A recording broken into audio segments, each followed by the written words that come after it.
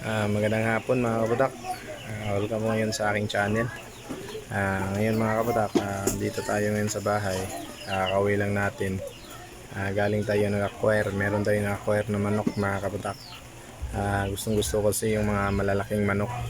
Kaya nag-acquire ako ng Shamo Cross Asil mga kaputak. At nandito na sila ngayon mga kaputak. Ito yan mga kaputak. Ito yung aking mga nabili ngayong araw mga kaputak. Grabe mga laki. Ayan. Yan mga kaputak. Yan yung aking nabili ngayon. Yung Shamo Cross Asil. Ayan.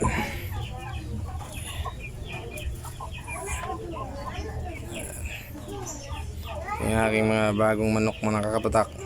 Ito yung ating paparamihin soon kasi itong mga heritage mga kaputak, naparami na natin. Kasi yung dalawang Rhode Island ko mga kaputak nabili kasi, kaya yung kita ko doon pinambili ko nitong dalawa, yung banta mo. Yan. Pinambili ko nitong dalawa mga kaputak. Yan. Yan kasi mga kaputak, pag meron tayong kitang maliit, hindi na gaano kalaki yung idadagdag natin para maka-acquire ng mga manok.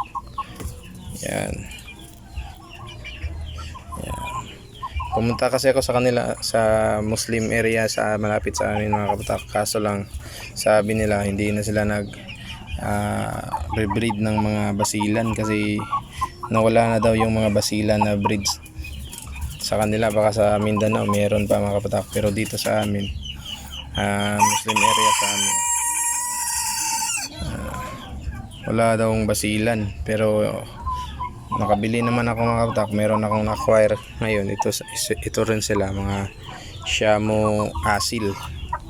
Ito yun mga kaputak. Itong isa mga kaputak ang bigat. Ito babae natin. Yan. Yan. Ito yung future breeders natin mga kaputak. Ito yung paparami natin, pero yung project natin na basilan mga kaputak hindi natin iwawala. Maghahanap tayo ng mga pure nga basilan para sa ating manukan at sa ating mga alagaan ngayong 2023 2024 pala mga kaputak.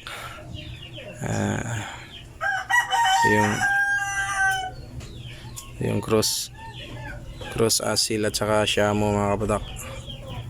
Cross asil Shamo. Yan o. Yan.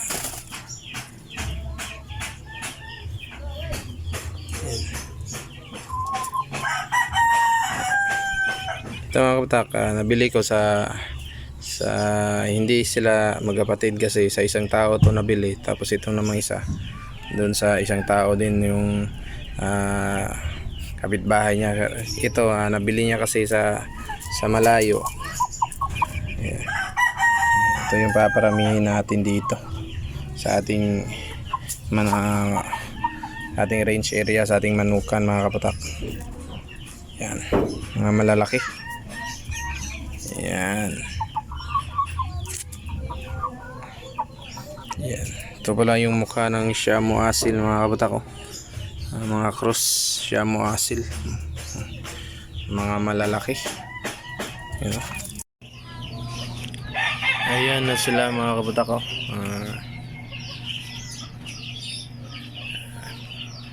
Pinakawalan muna natin sila para maging pamilyar sila sa lugar kasi bago pa lang sila dito sa amin. Ayan. Nakawalan ko muna mga kaputak. Tapos yung nilagyan natin ng pabo, doon natin siya ilalagay. Tapos yung pabo mga kaputak doon sa mga breeders natin inilagay. Kasi wala tayong paglagyan, di namin matapos-tapos yung range nila kasi palagi nading umuulan ngayon, di namin matrabaho ni Papa. Tapos busy pa ako kasi peak season. Ito yung ating mga nabili mga kaputak.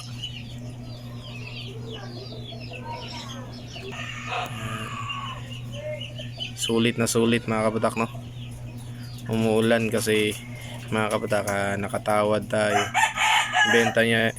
benta nila sa roaster yung malaki 2,000, tsaka itong maliit is itong sa babae benta naman is 1,500. Nawara natin mga kabudak. Yun mga kabudak, yun lang. Meron na tayong nabito. Meron na tayong future breeders asil Shamo mga kabudak.